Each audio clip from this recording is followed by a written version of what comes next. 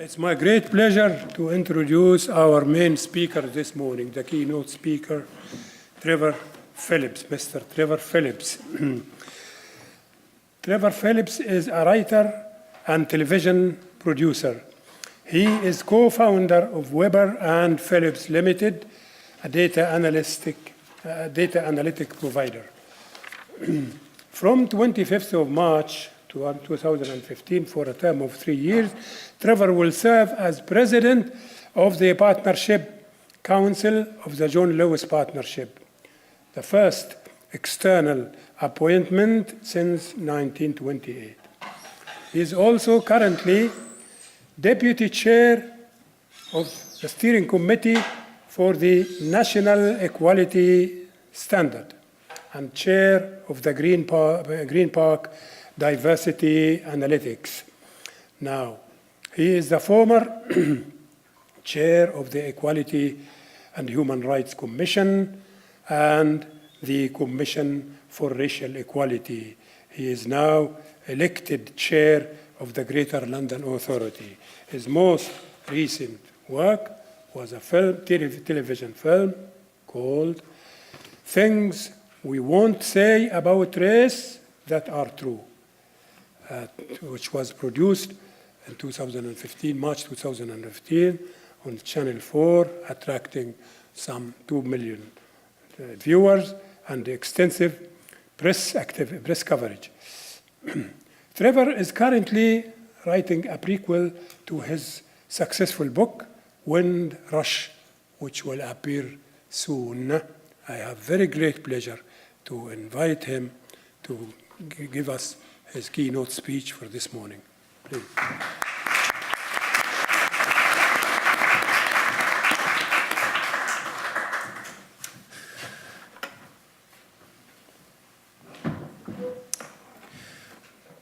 Well, thank you very much indeed for that kind introduction.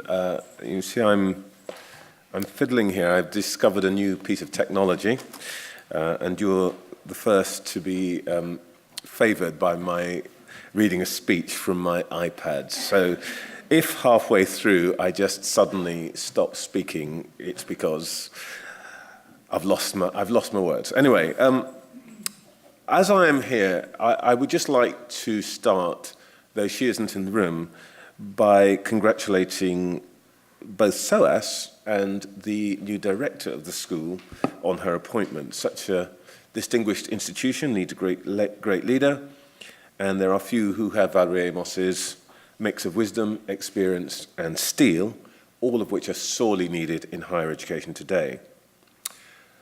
I'm very grateful for the invitation this morning. I don't do this sort of thing too much these days. Much as I enjoyed being chair of the Equality and Human Rights Commission, there are many things in public life I was glad to leave behind. For example, constantly being confused with Trevor McDonald or David Lammy or Howard from the Halifax.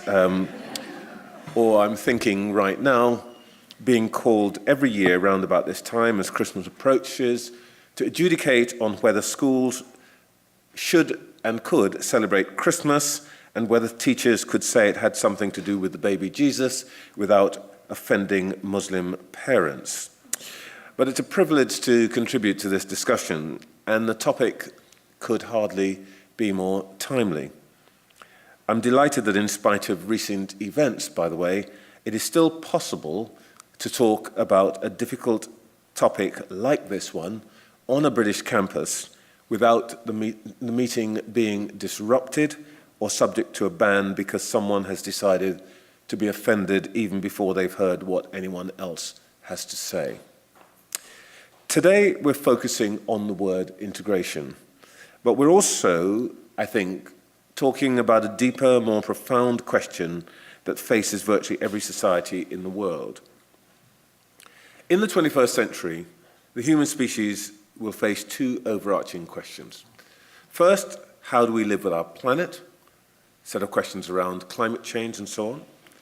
And second, how do we live with each other? I have no doubt that of the two dilemmas, the second is the less tractable, and it is also the more urgent. We've all seen graphically this summer what is happening at Europe's margins and in the Mediterranean. And these scenes represent just the start of an immense demographic change in our continent. One, by the way, that Africa has been facing for some time. The numbers we face are small by comparison with, say, those laid out to me by my Chinese equivalent at the HRC some years back. I now gather that China is planning to move 250 million people from the land to the cities over the next decade, an unprecedented undertaking. The reasons for these great movements of people may be to encourage growth, to flee conflict or starvation, or simply the product of human restlessness. But whatever the cause, the demographic challenges ahead are enormous. The fact is that these changes are bringing more different kinds of people into close proximity or even conflict with more of others of a different background than at any point in human history. These migrations aren't just an economic and social issue, they bring religious and cultural dilemmas with them too. For example, today there are 44 million Muslims in Europe. By 2050, that number will be 71 million, some 1 in 10 of the continent's population. We will, if we're lucky enough still to be around, be living in a very different Europe. Here in the UK, the visible minority population will rise from its current 13% to between 25 and 35% by 2050. Some cities, Birmingham, Leicester, for example, will be over 50% non-white British. London already feels like a different country to, say, Northumbria or Kent or Norfolk. According to the leading demographer, Peter Rees of Leeds University, we can expect more than half of Britain's districts to become more like London, and the other half to become very different. I'd like to say a few words about why this topic holds so much personal as well as a professional significance for me. I was born in London, but our family circumstances were such that my parents thought it better to send me back to Guyana, the country that they still called home, as a baby. So, like the school's new director, as a child and teenager, I was lucky to enjoy the privilege of living in one of the most diverse countries in the world. I went to school with people as diverse as you could imagine: Europeans, Asians, Arabs, Africans, Native Americans. On the other hand, there was no TV, no fancy restaurants that I knew about, just one major library in a city of 200,000 people. As in most Commonwealth nations, we had the experience of living within a cultural, ethnic, and racial mix probably not paralleled since the last days of the Roman Imperium. My old class list in Guyana show names like Ali, Ishmael, Persod, Chan, Ming, Tenpao, and Singh, as well as the conventional European names given to the descendants of slaves: Adams, Harris, Allen, Moore, and Phillips. But as in so much of the Commonwealth, behind the racial and religious rainbow, there lay a bitter and often violent history of ethnic feuding, which still disfigures that small country. One of my own classmates and friends, a man called Donald Rodney, in later years saw his brother, the writer and academic Walter Rodney, murdered largely for espousing the cause of non-racial politics.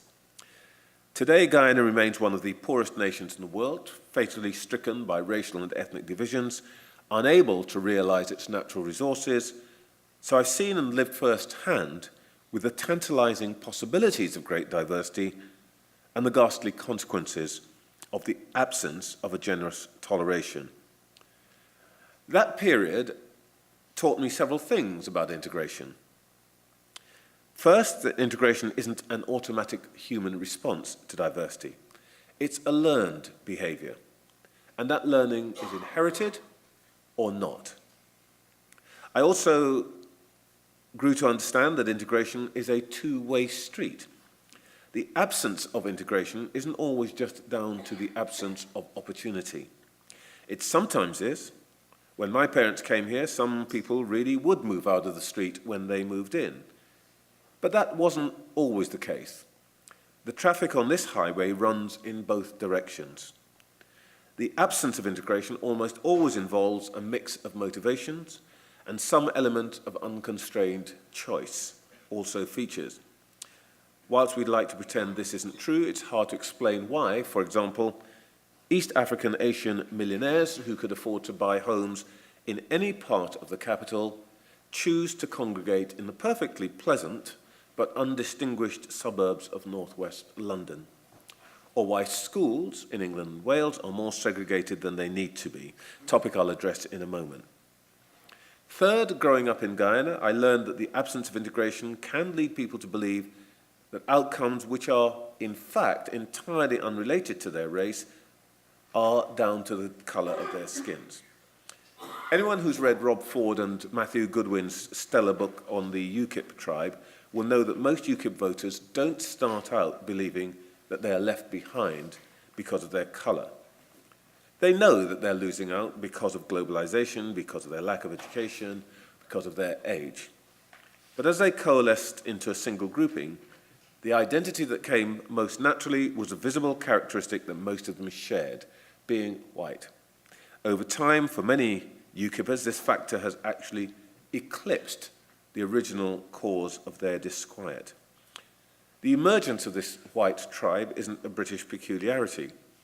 We only have to look across the Channel, where almost 1 in 3 French people support a party, the Front National, which is arguably anti-immigrant and is certainly, by its own declaration, anti-Islamic.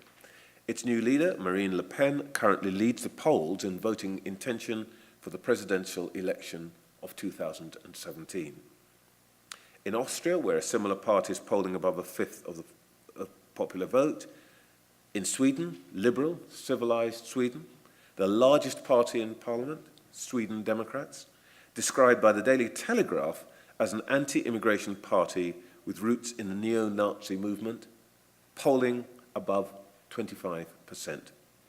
There are similar stories in Denmark, Finland, and in Holland. And in Greece, where the anti-immigrant Golden Dawn took 7% of the poll in last month's general election.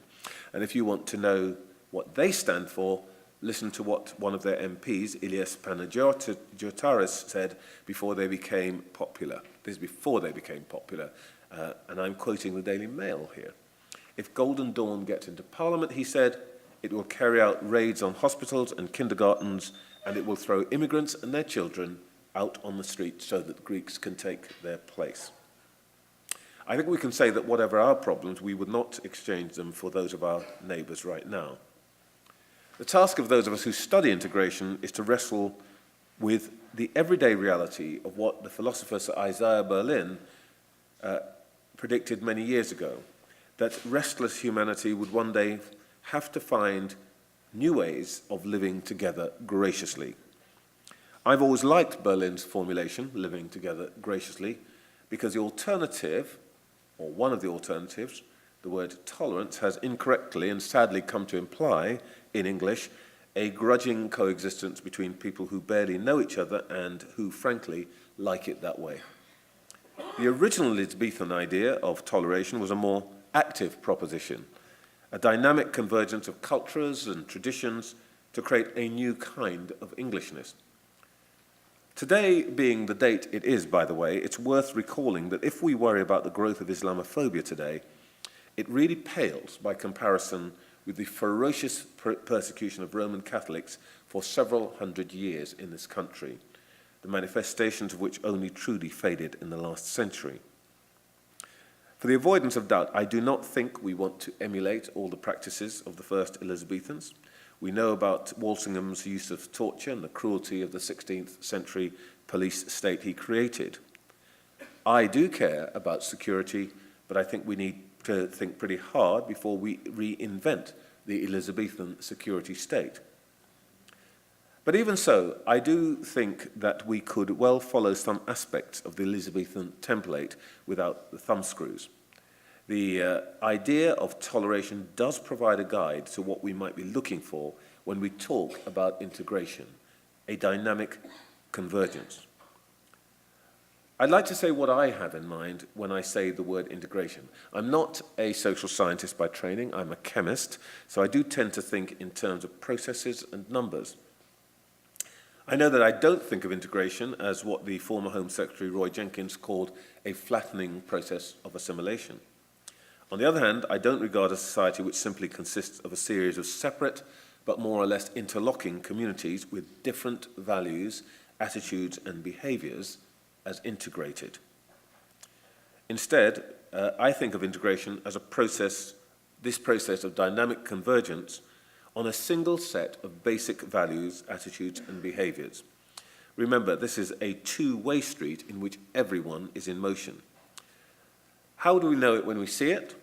Well, I tend to go for something that I can measure. In this case, for me, the perfectly integrated society is one in which an individual's life chances, preferences and behaviours are randomly related to his or her race or religion.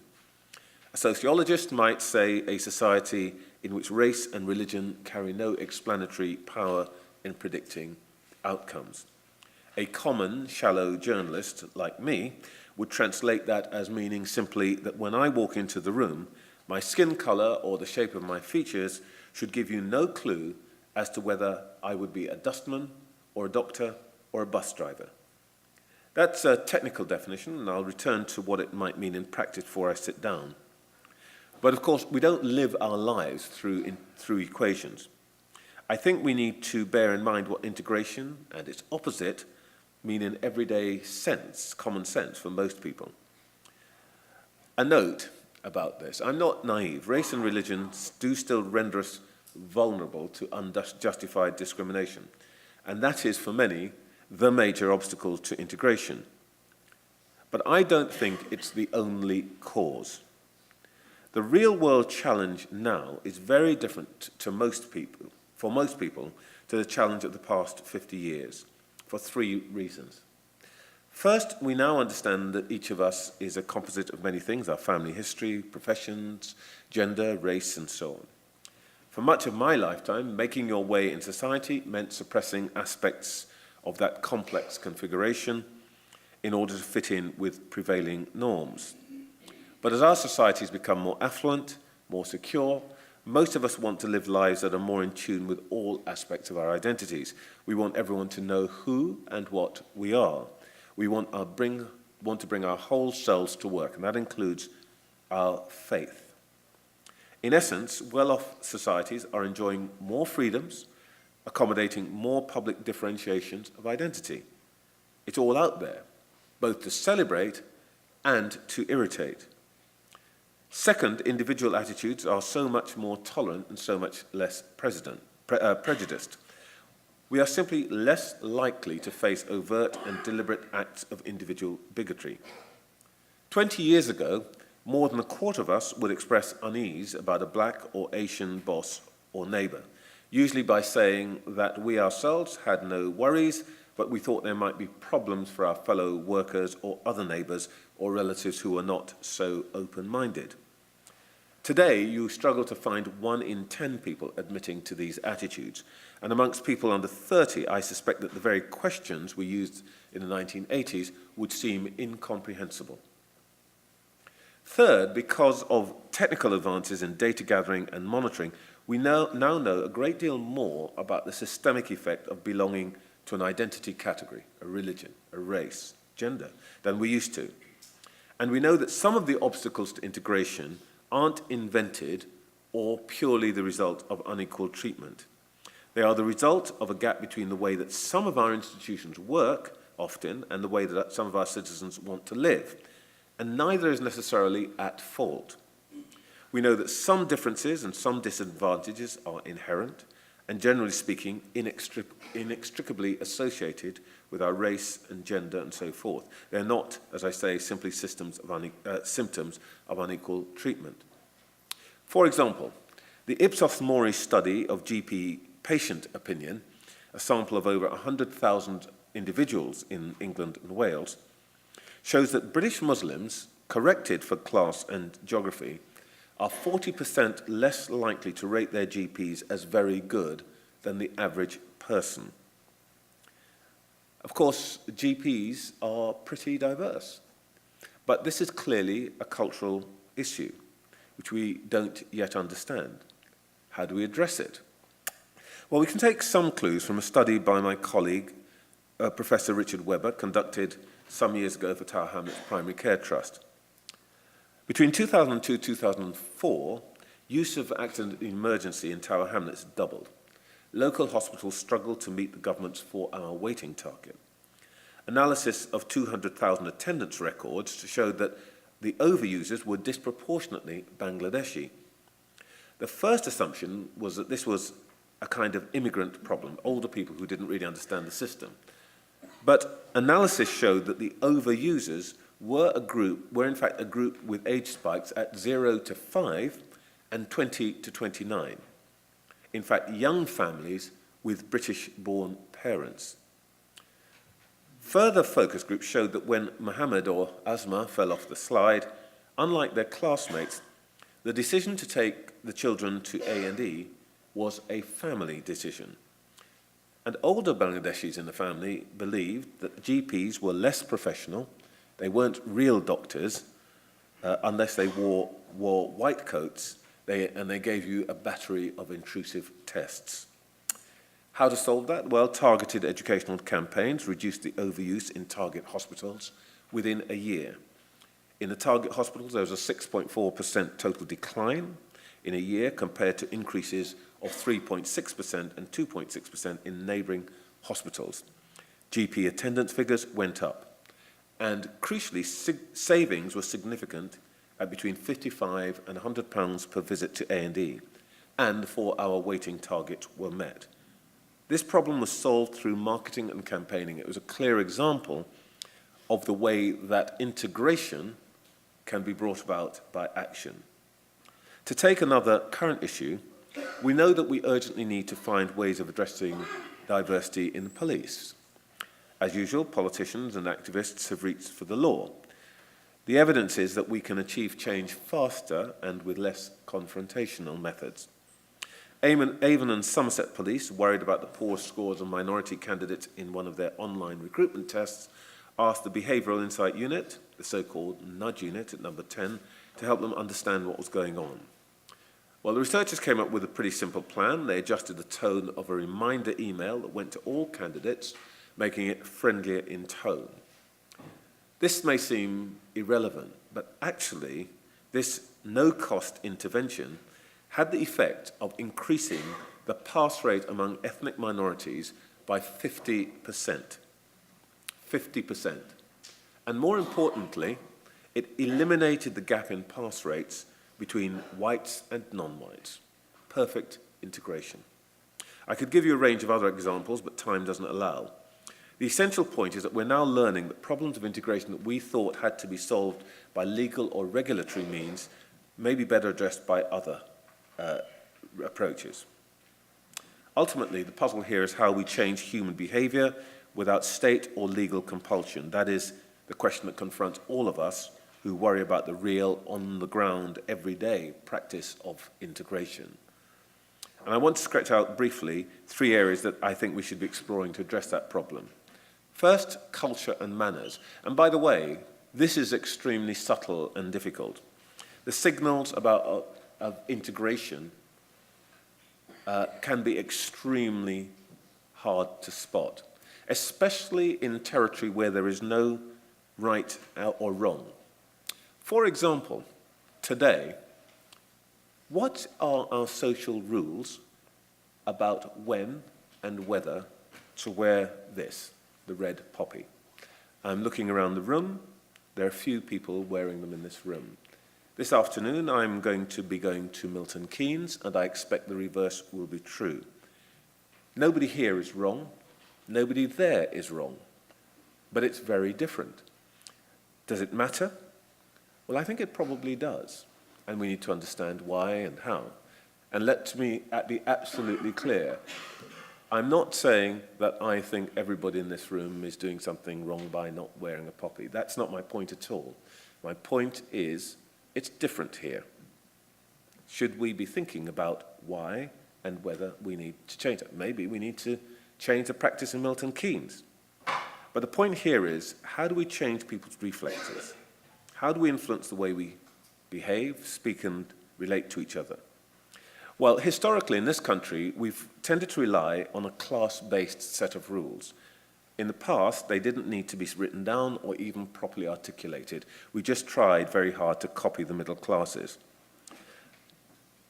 For example, for newcomers to participate fully in a society, they do have to know what the rules of the society actually are. Unfortunately, in Britain, we tend to turn those rules into a kind of cryptic crossword puzzle. A couple of years ago, I was invited to what was described as a small, informal supper at a stately home. Very nice. Small actually meant 24 people, not quite my family's definition, and informal meant an invitation on a stiff card with the words at the bottom, no dress code. Well, this is not a problem if you're a bloke. You wear a suit and no tie. For a woman, it's more complicated. Obviously, you don't wear a tiara, but pearls, no pearls. Summer frock, business suit. Trousers, skirt. Well, my wife made me ring up some people who had been to this place before, get some steer on the rules. Their guidance was uniformly vague and useless, of course. In the end, she wore an outfit in which she felt comfortable. Of course, being a woman of taste and discernment, she got that right. But the point of the story is it taught me a lesson about our country. When someone says no dress code, what it really means is that if you don't already know what the code is, are you sure you really belong here? In future, I think we may need to take a leaf out of the French book. They go too far on prescription, but at least you know what you're doing. So to give integration any chance at all, we're going to have to be more explicit about our rules of behavior, and that means deciding what those rules are. One place where this will be especially difficult is in relation to the question of what causes offence. There are many people who think we should be more active in policing what people say. There are some who think we should be more sensitive to others' feelings of hurt when we make fun of Jesus or the Prophet Muhammad. I disagree. We cannot and should not censor speech. One reason is that this path is always oppressive and usually ends up making the censor look foolish. If we did give in to that temptation, we would be no better than the old Soviet Union or the present China. Offence is a part of the reality of a diverse society. It need not make us unequal. So there are issues of culture and manners which can't be dealt with by statute, but which are vital to resolve in an integrated society. I want to turn finally to the hardest nut of all, apparently inherent cultural and ethnic preferences. Remember my mathematical definition of integration, a society in which life chances, outcomes and preferences are random with respect to race and religion. The evidence is emerging that though we may make progress towards reducing the predictability associated with race and religion, we may never get anywhere near that definition for real reasons. There are intrinsic differences between identity groups, and this is a sensitive issue which most public figures would prefer to avoid, but which I believe in time we have to solve. Let me give you a couple of examples of why I think we find it hard to discuss these differences, and I'll focus on a topic that matters to everyone, educational success or otherwise. It's clear that in this country, standards of achievement at 16, GCSE level, are rising. For a decade or more, we've monitored the numbers. We learned that girls generally do better than boys. We've learned that different ethnic groups perform differently, but they can improve. For example, African Caribbean boys who used to trail the pack are catching up. However, the data confront us with one extremely uncomfortable and really consistent finding, which, by the way, is echoed internationally. In most ethnic groups, there is a 20% gap between the performance of the poor and the average student, by which I mean socioeconomically poor. There is only one exception to this rule. Children of Chinese heritage, where the poor, not poor gap is just, in fact, it's slightly less on new results than 2%, and where actually it doesn't matter much because poor Chinese children, 90% of whom get 5 good GCSEs, beat the pants off every other demographic, irrespective of class. The hard question here is, what do they have that the rest of us don't? And if we can copy it, should we? Or should we just regard it as a kind of just inequality, which of course should lead to some form of reverse discrimination. Allied to this, let's look at the effect of school choice. Today, parents have greater choice over the schools which their children attend in England and Wales than they used to. That's a good thing. But work from Bristol University has shown that over the past decade, parents' preferences for schools with more children who are similar to their own in various ways means that most schools are more ethnically segregated than the communities they sit in. Let me emphasize, these people are not bigots. It is not white flight. It applies to minorities too. But it does mean, and I'll finish in a moment, that our schools are changing in character. In some cities, most minority children sit in classes where there are hardly any children who do not share their ethnicity. According to the Mapping Integration Project at Demos, my colleague David Goodhart is up next. Between 2008 and 2013, there was a 31% increase in the number of ethnic minority children starting school in England. 61% of those minority children began their educations in schools where ethnic minorities are the majority of the student body, and in London, that figure is 90%. Ultimately, we cannot and should not restrict choice. So, how do we encourage a shared future? I would say the single most important step right now is simply to begin to have the courage to acknowledge these differences. Something that we fail to do, for example, in London, where all of the evidence tells us that the extraordinary improvement in London schools is down to the performance of high-achieving ethnic minority groups, but government ministers and actually most academics simply refuse to acknowledge or even to investigate this. But frankly, if we were to try to work out whether the success of some group, what causes the success of some groups, Bangladeshi girls, for example, we might be able to find ways of dealing with the chronic failure of others, white or Pakistani boys being key demographics for failure. That is the virtue of integration. Okay, well, my time is up. I wish you success with your debates today, tomorrow. The word academic has come to mean, regrettably, abstract and irrelevant to everyday life. Actually, this conference is an example of exactly the opposite, rigorous analysis of an intensely relevant contemporary issue. I might point as an example to the brilliant work carried out by Professor Miles Houston at Oxford, which was reported on the Today programme this morning, on contact theory, as the sort of thing we need to have at our fingertips as policymakers to work out how to deal with the future that is coming down the road. This is why societies need universities like this one and the work that you do. And I look forward to seeing your outcomes. Thank you.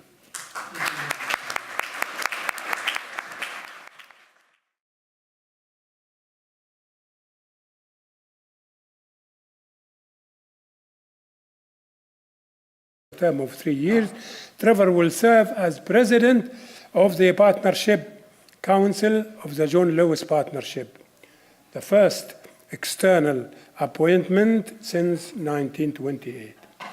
He is also currently deputy chair of the steering committee for the National Equality Standard and chair of the Green Park Diversity Analytics.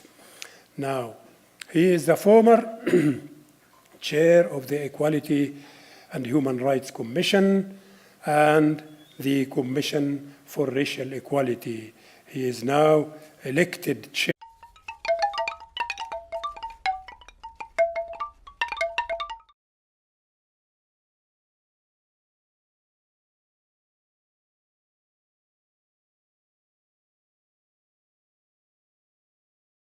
It's my great pleasure to introduce our main speaker this morning, the keynote speaker, Trevor Phillips, Mr. Trevor Phillips.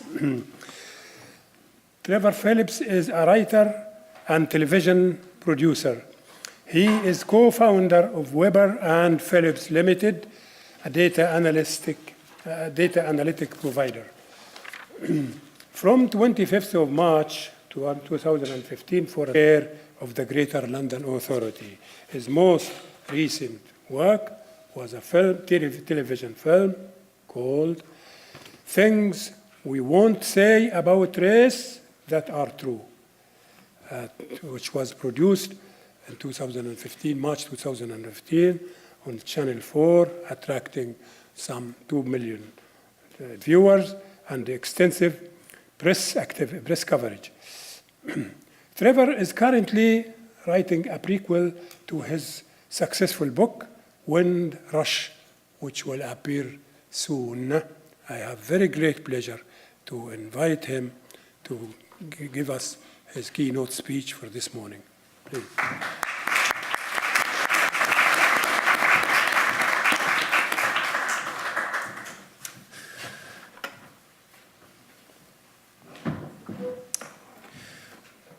Well, thank you very much indeed for that kind introduction.